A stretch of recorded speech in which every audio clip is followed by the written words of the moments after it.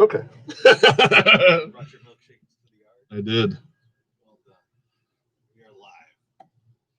And we're live here on Periscope, too. All right. Let's do this shit, man. Sunday soak. Last Sunday soak of the season, baby. Woo! You guys ready for this shit? Let's do it. Playoff soak, baby. Going to playoffs Tuesday. Can't fucking wait. Sunday soak, as always, is powered by Goose Island. The best there is. 108ers are here. We did get challenged on Twitter last night by our guy Billy Wires for the Chugs for Dubs. So bust out a little fireball. Woo.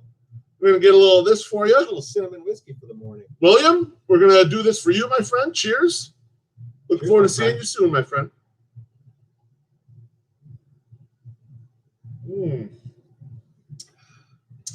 It's like mouthwash. That is damn good, kids. And probably as good for you as mouthwash. Tracy, we have a humble brag today? Do we? I don't think we do. No, I guess the humble brag could be the 108ers made it through another season, full out 108ing, finally made it to our first playoffs as a brand. So that's going to be fun.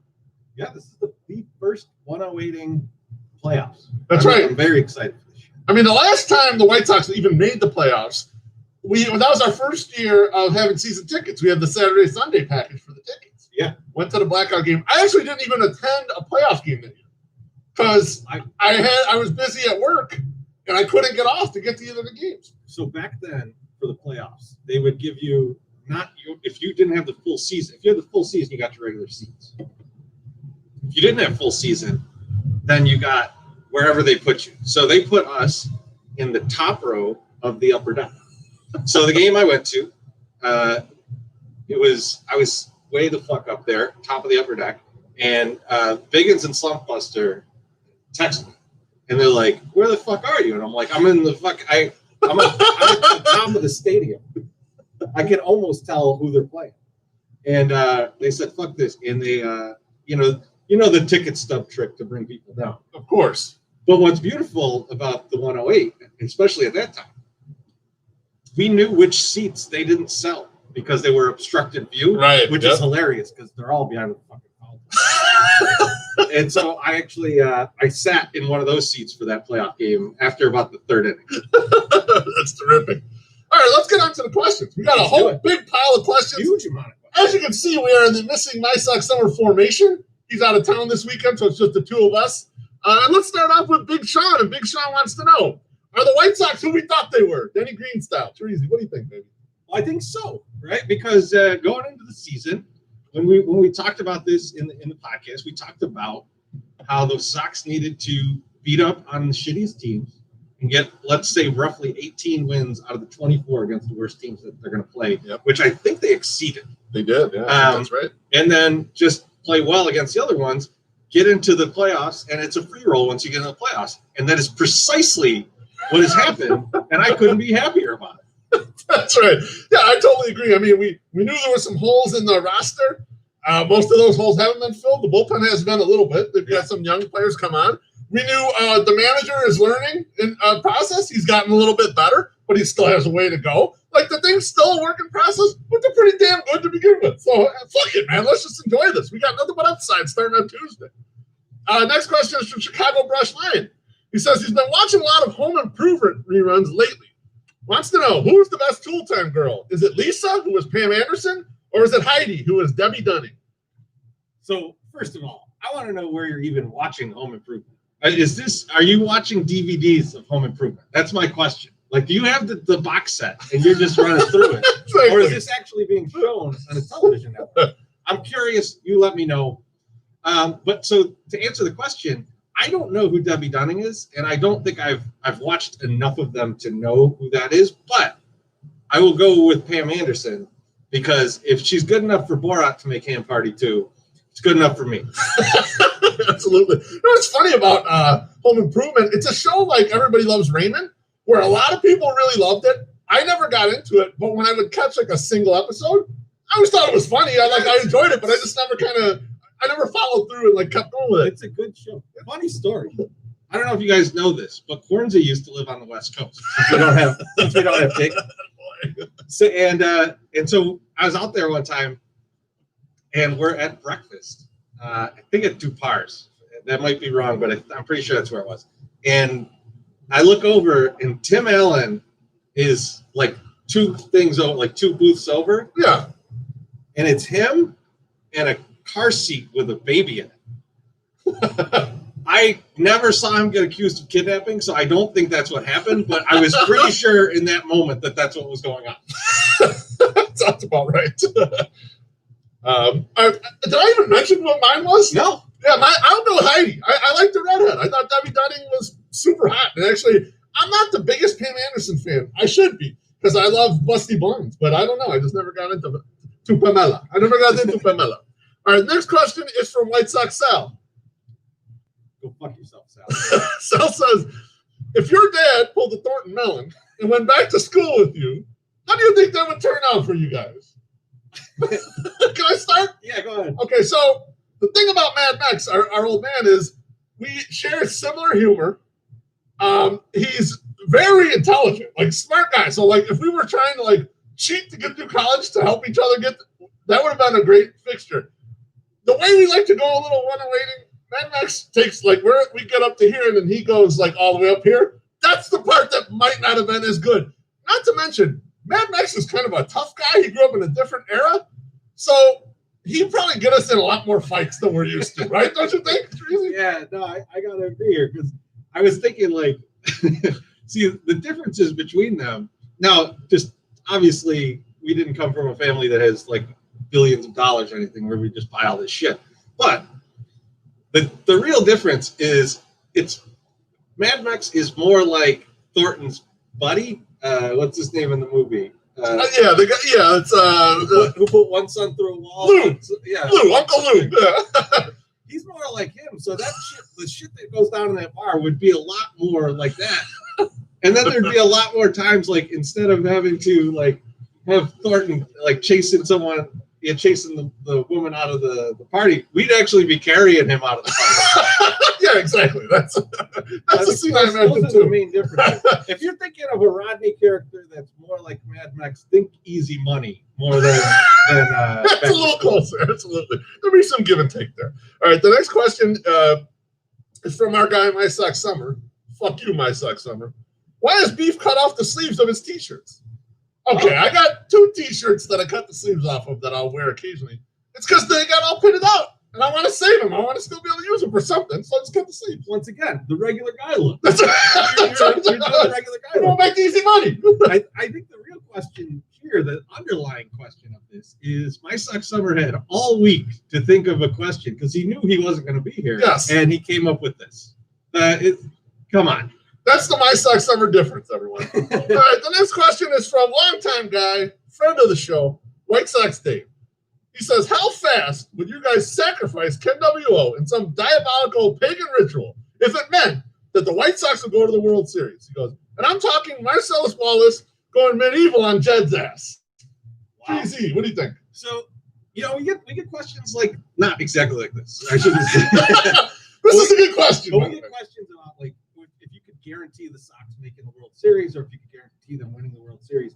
And the one thing that I would problem with in those scenarios is that I would know that the Sox are going to do this. There's not enough gamble in it for me. There's not enough unknown. Yeah. So Gonna have a little risk. let's do something we'll still get to the World Series based on this, but it's going to be horrific.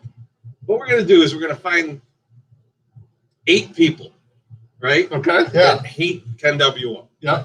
White Sox Dave, you round them up. That should be easy.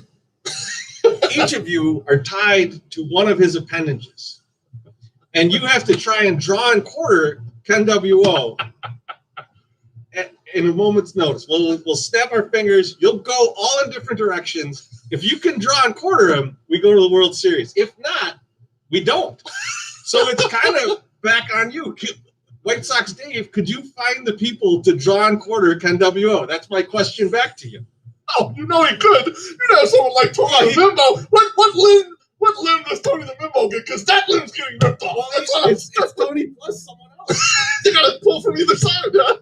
No, I want 2 on each. 2 on each. Got it. You're trying trying to match a horse. We don't even need 2 on the one Tony the Mimbo is not. So we put 3 on another On another one. Okay. Then we can maximize it. I was kind of thinking about this in a similar vein you are. I was thinking about, you know how they're trying to set the world record for women having sex with so many men? I think you just line up all the Ken WO haters, let them bring their implements of torture, and each one gets one shot at him with whatever it is. Yeah, one whack. With whatever kind of thing you want Which to bring. is similar to the sex one. You get one whack. You get one whack at it.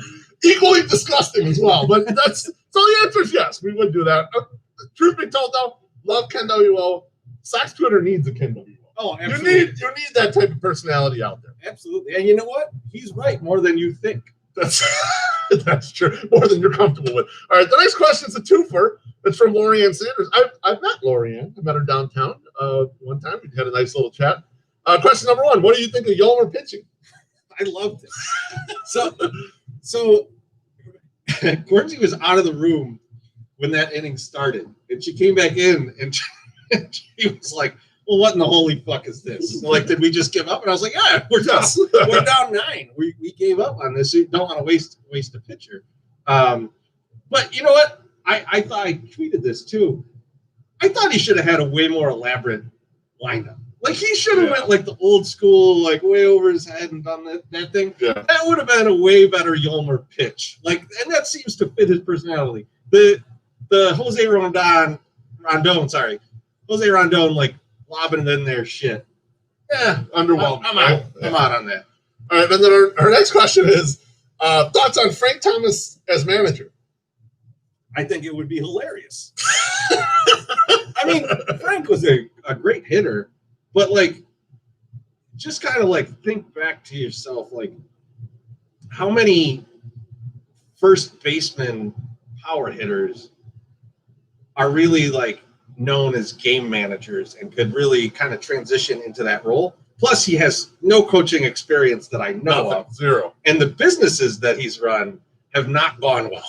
So I don't think that he's quite management material if I were hiring. Probably right. All right, the next question is from Jose Munoz. He did a video question, which I always love. He said, with an all brothers soap, which fictional brothers are you guys most like? The Blues Brothers, Step Brothers? Easy, what you think? So, I mean, I the Blues Brothers one is really good because I think it actually, even to the height differential, is pretty good. It's fairly accurate, yes. I think if you were going to go outside of that, because that's, I mean, honestly, that's a pretty great answer. Yeah, like if you look solid. at the personalities and everything, it's really good. And I've seen you eat dry toast. And 4 fried chickens, of course. But I think the only other movie that I could think of with brothers that like are is similar but in different ways is, and you probably haven't seen this movie, but it's great and you should watch it, is The Brothers Bloom, which is it's a Ryan Johnson film, and they're grifters. But like the younger one is kind of more, they're both bad people, but the older one is kind of like bringing him along from the very beginning when they're kids, Okay. all the way up to this, but always with his best intentions. Okay. Even though you can't see it, you know. I think that's a good analogy for our relationship. So I think that would be good, but I'm going to stick with Blues Brothers. All right, for me, I think we're actually like Michael Corleone and Tom Hagen. However, I think we switch positions a lot depending on what is going on. So, like, we're usually good counsel for each other on whatever shit we got that's going down that's serious. And we work together really well when it comes to making some sort of business, whether it's arbitraging, sports betting, or whether it's doing this media business. We kind of work together really well. We don't always agree. Let's put it that way. Quincy has seen more matches of you and I screaming at each other after a podcast than she probably would like to see. But I think those two are where I see us. Which also, it reminds me of the scene, and this is obviously Vito and Tom, but you've had your drink. Now tell me the news. That's very much us too. That is us. All right, next question we got back-to-back from Matt Ramsey. He said, think of this as a goofy 80s movie. You guys could exchange body presence in any moment. When would it be? So we switch bodies. We switch bodies, yeah. Oh man, okay. You know where it would be the funniest? Would be when we were playing high school basketball. I think it would be the funniest then because you would come into my body and think you could play like down in the post and just get your ass kicked, and then I would switch into your body and think that I could shoot and just throw the fucking ball into the stands. I think it would be I would be all for that. For me, I think I'd switch bodies with Terezi. Anytime when we were kids, when we had to run from the cops, we had to run from gangbangers, we had to run from anything because he's a lot faster than I am. So I would have liked to have that breakaway speed when I was a younger man, which I never had. So I would have to usually hide. But you know what though? Remember that time I got caught? We were all running. I got caught on the fence. You know, That's true. you needed the height there. You needed the height. That one time, I'll still keep my fucking body. How's that sound? And then the second question is, do you think MSS is doing whippets right now in Western Illinois? Absolutely. Yes, of course. 100%. Absolutely. Next question is from Amy Nominson, the King's wife. She wants to know, if you were allowed a hall pass, what would it be? Teresa, can you explain a hall pass? Yes.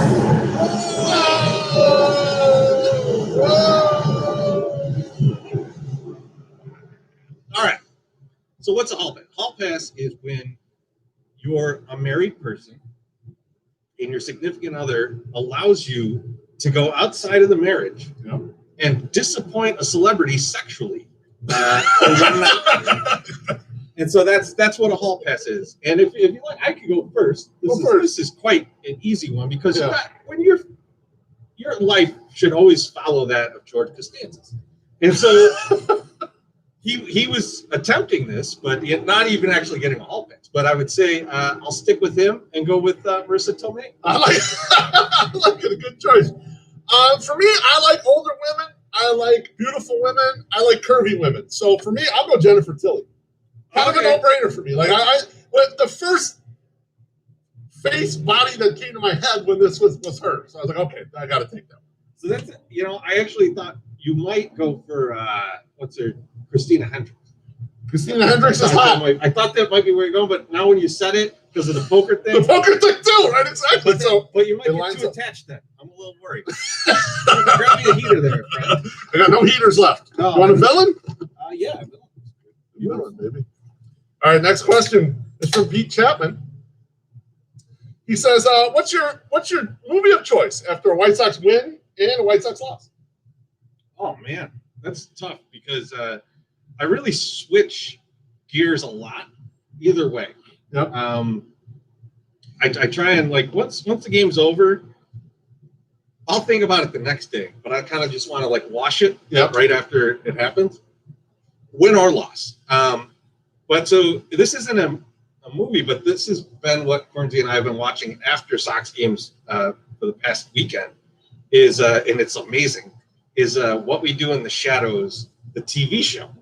It's about 3 vampires living together in Staten Island, and so if you're familiar with the movie and now the show, it's a brainchild of Jermaine Clement, who was in Flight of the Conchords, so his thing, and then Taika Waititi, who's been doing that's quite a name right there, Taika Waititi. Oh yeah, I like that. And he's amazing. He did Thor Ragnarok, with Jojo Rabbit. So he's 2 great Kiwi, I think, minds. New Zealand, that's Kiwis. Yeah. Okay. 2 Kiwi minds. All of what you just said, I don't know what those are, but I agree with it. But it's an amazing show, and honestly, if you need some laughs after a White Sox loss, I'll tell you, it's been delivered. For me, I'm going something simple and stupid like The Campaign. I just fucking love that movie. It's stupidly hilarious, and I'm with Terezi. I'm the same thing. I'll wipe the game for myself immediately. The next morning, I'll go back digging through the box score and thinking through parts, and I'll rewatch certain parts of the game or at bats. So yeah, I watch it immediately. I don't get down on it. Next question was from John Shank. It's kind of funny. The question about My Sox Summer doing the whippets, all I could think about was every time My Sox Summer goes home, there's a story of him vomiting everywhere. And it's usually John Shank tweaking his ass under the table. So I'm glad that John put a question here. He should answer the question if White Sox Summer doing whippets. And John, where did you get the whippets to give him? That's right. If you want to go to Twitter right now and video that shit, put it out there. We'll retweet it from the 108 account later, all right? But his question is this. And he saw me watching Swingers the other night. He says, recast Swingers. Who plays these three out of the three of us? Trent, Sue, Mikey.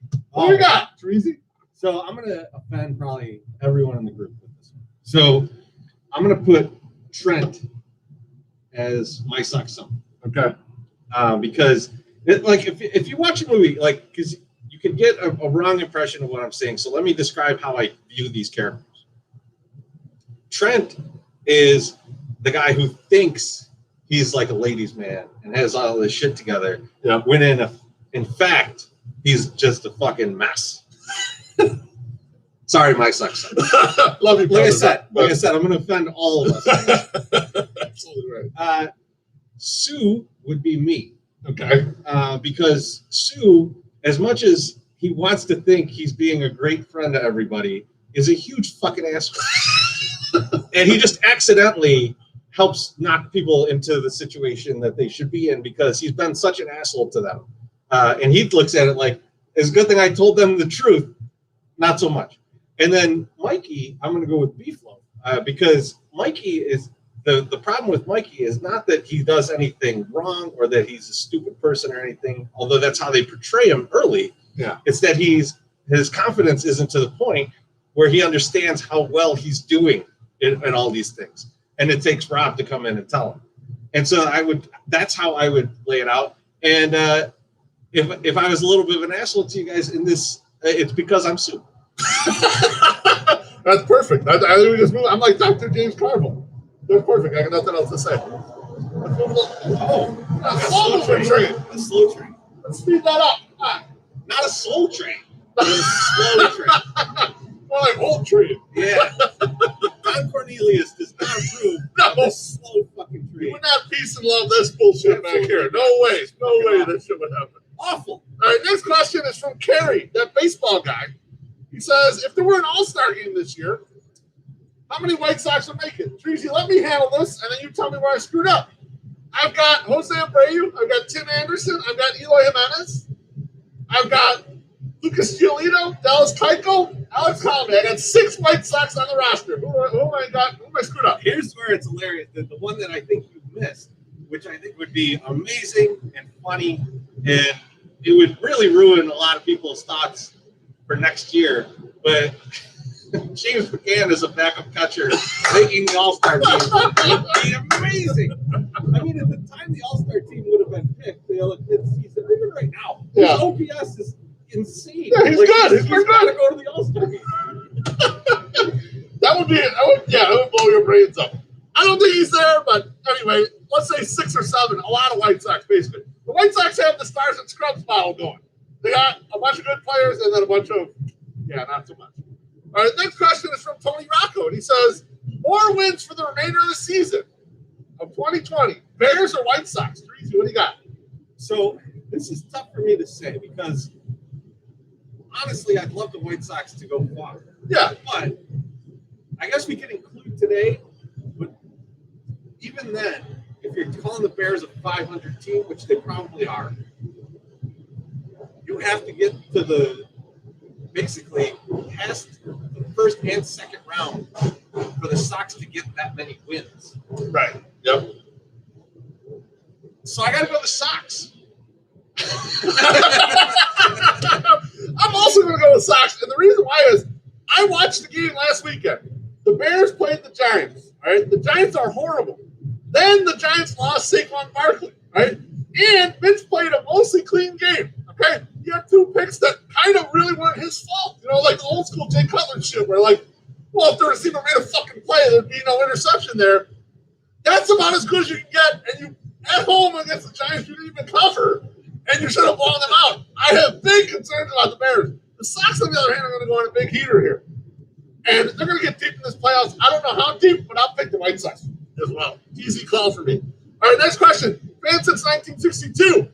This is a beef sandwich question. Toppings. You got jardinere or sweet peppers? Which one, Treasy? We're going to find out here, right? I'm a sweet peppers guy. Sweet peppers guy. Now, I get why people would like jardinere more.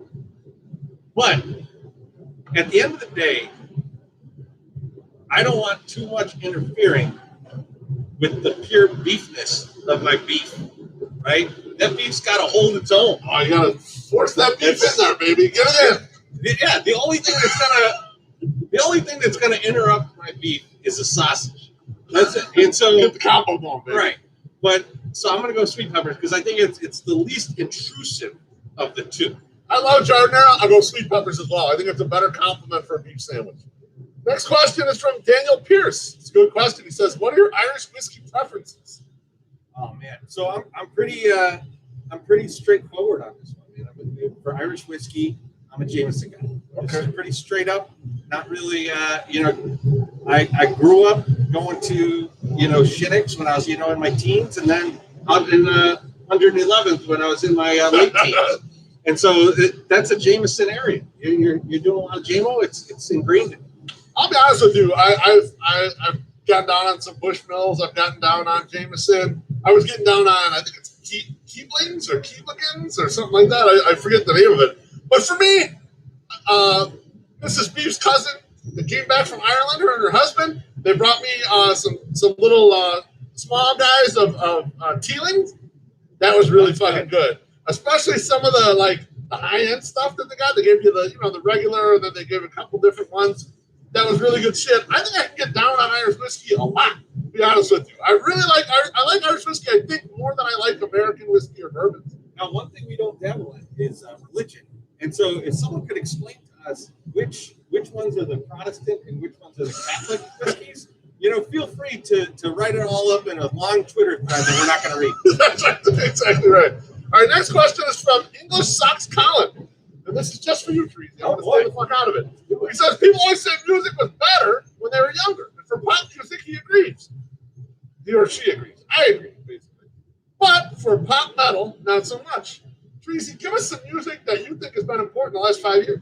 Oh, wow. That's a tough one.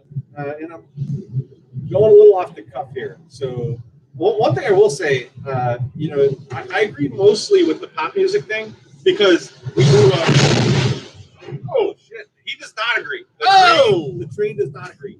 But I would say that, we grew up with Prince, right? So, I mean, it's tough to say, pop music is better now. Mrs. Beef and I were listening to some Madonna cuts from early albums yesterday. Terrific. Yeah, exactly.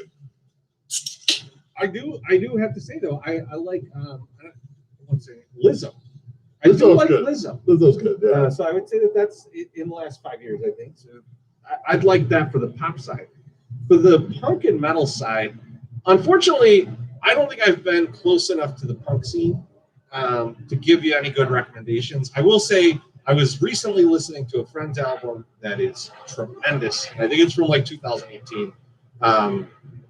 It's called Fucked by the Shellcore. Now, if overly political music is not your bag, just stay away from it. But if you don't mind it, if that doesn't rub you the wrong way, if you like influences like The Clash and The Bronx, this is a really good band. So check out the Shellcore. I will also say there's been a few on the metal side. I'd like to hear from Wally Money and Biggins because they are closer to a lot of the harder metal stuff than I am. I'm a lot more in the doom and stoner stuff. So I'll say Elephant Tree is one that I've been listening to. They're fairly new, I think. A lot of these I don't know. They might not be new. I just hear it. But Elephant Tree has an album this year.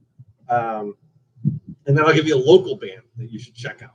A band called High Priest from right over here in Pilsen. Oh, shit. Local, baby. Fantastic. It might be one of the better kind of doom metal bands I've heard in the past 2-3 years. So give them a listen to. Sweet. Very nice. Frank the K is up next. Frank the K has got back-to-back questions.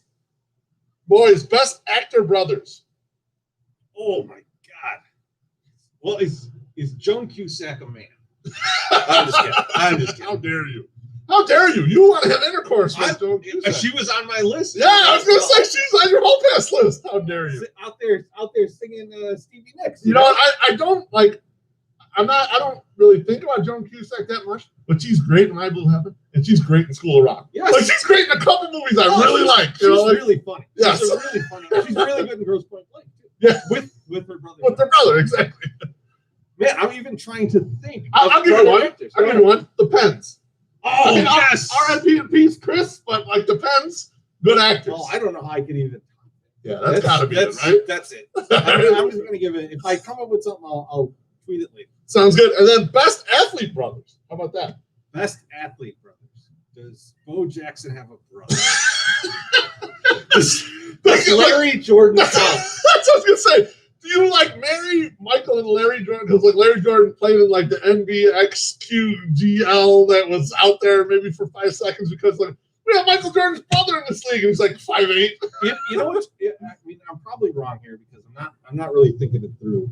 But Tiki and Rondé Barber, both incredible football players. Yeah, that's very. And so I will go with the Barber brothers. That's interesting.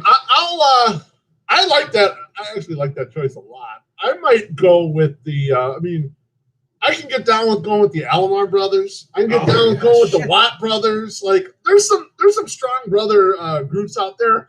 Off the cuff like this, though, I mean, any of those three for me would be just have. Yeah, I like the Alomar. That's a good Alomar. Alomars are that's real strong from the standpoint of they kind of do everything if you combine them together, right? The smart catcher guy and the athletic second baseman guy. They're better than the Ripken brothers.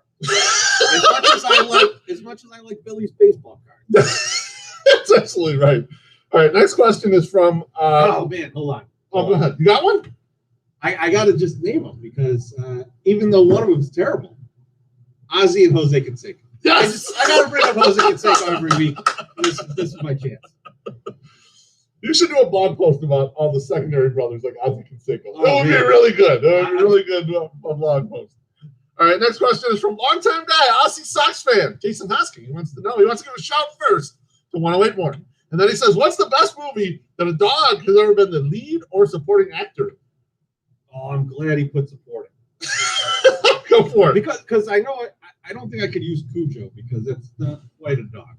But supporting dog. Nanook in The Lost Boys. I knew you were going to go That's a tremendous dog. That dog is incredible. I love it. Yeah, most of the dog movies are like real sad shit, or like when the dog was kind of going to be front and center in the buddy cop situation, you had K-9 and Turner and Hooch come out like 3 days apart. Yes. Like a dumb shit like that, So I don't really know. I mean, it's tough for me to go kind of in any one direction with this. Like, I like the movie Pets. That's like I like all kinds of stuff. So I'll go with Teresa's. I think that's a strong play right there. Hudson Hawk comes in second. All right, next question is from Willie P. Willie P wants to know, how one-awaited will we need to get to stay positive during the wild card round? And what will our doodle choice be? So the wild card round is all during the week, am I correct? Correct, yeah. The Tuesday, Wednesday, Thursday. So I mean Monday through Thursday, it's whiskey days in my house. So like I'll be drinking bourbon. I don't need to be too one-awaited. I'm positive already, man. This is like, when you bet that big parlay, at the beginning of the season, and you got like the one thing left on it. Yeah, and it's one leg. It's a single leg left. It's $10 to win $1,000. Yeah, exactly. This is a free roll, baby. This is an absolute free roll. You're even already, but you got a chance to win a lot. Put $10 in the pot, and I could win a ton. I'm not concerned right now. I was kind of thinking about it. We are always sort of glass half full, and the one-awaiters as a group are kind of glass half full. The only guy who gets like really pissed and really naghead on some shit is Mr. Hand. But if we were in the ballpark, we'd be giving Mr. Hand some shit, and he'd be giving other people shit, and he wouldn't get like that. He wouldn't like be so pissed off. So like in general, we're pretty positive, and we're looking forward to these. But what are you drinking? What am I drinking? Because it's a casual weeknight. I got the Goose Island, baby. I'm gonna hit this Sox ale as hard as I can for all them games, and hopefully there's only two, and there's two White Sox winners, and we're looking forward to the division. That's how you got to do it. That's the way you got to go. All right, next question is from RC. He says he won $124 yesterday on the White Sox run line.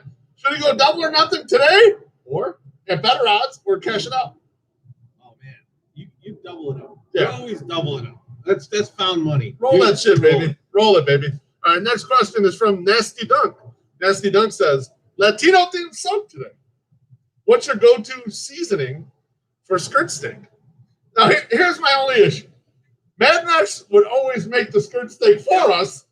We didn't take any, so I'm going to get back to you. I'm going to go talk to Mad Max and find out what we got to do, because we never made a skirt steak, even though we love it. So I'll tell you, current day, it's whatever Cermak puts on it when I buy it pre-season. Exactly right. We'll get back to you on this. We got to up our Latino-ness for the next season. We'll get That's true. We'll get our skirt steak shit down. We need Mad Max in here to explain it. That's right, exactly. We need him to come back to school and explain it first. That's absolutely right. All right, next question from Richie Soxtober. We're selling brews at the ballpark. What's our beer pitch line? To sell beers. You know what, man? I think we got to steal it from the robot. Okay, do it. Yeah. And so it's the he buys the tickets, you buy the beers. I always love that one. I thought it was better than ballpark territory because I heard him say it, our home run territory, because I heard him say it by us far too much when we're not technically in home run territory. We're in foul territory. Yeah. Exactly. Yeah. For me, I'm going to go with the cab driver from Total Recall. He said, "Man, I got 5 kids to feed." I'm that guy. Now, he also, when he went into the strip club, he said he wished he had 3 hands, and apparently he was doing just fine with 2. But I think that would be my slogan when I sell. The 3 hands line might be the best moment of that movie. And that's a tremendously good movie. Yeah, so everyone said, actually, that could be great post-Sox loss or win movie. Total Recall. Get down on that shit. Next question's from our guy, Sockside Pride. He said, last week has been, how would you say, ungood. What can the White Sox do to turn it around by Tuesday? Hit. Honestly, what they could do, what the team can do, and what would be good, as long as Angel Hernandez is not on fire, is chase less bad pitches. Like that's where you're seeing a lot of this fall apart. They're either on the pitching side, they're throwing out of the zone, and then on the hitting side, they're swinging out of the zone. It's been really bad on both of those sides. If they could just change it so that they're throwing strikes and swinging at strikes, it's going to get real good. I don't think there's a lot you can do tangibly. I think Eloy being 100% on Tuesday morning, Lurie Garcia being 100% on Tuesday morning, and Yoel Moncada feeling better than he's felt in 6 months on Tuesday morning would be my keys. If all those guys come ready to play, I think you got your best chance. Can I ask you a question? Go for it. Let's say Lurie is healthy enough to play the field. I'm sorry, to bat but not play the field. Yeah. Are you DHing Lurie? That's a good question. I think I actually probably DH James McCann. Or no, I have McCann catch on Tuesday, and I have Grandal DH. But Lurie Garcia is the first pinch hitter off the bench. Okay. For sure. Like, let's say we brought up Mending. Yeah. Would you play Yolmer at third and DH Moncada? I would not. Okay. No, I think Moncada's defense at third has been fine. Oh, it's not defensive. It's totally energy. No, I get it. Like, reserve him for his plate appearances.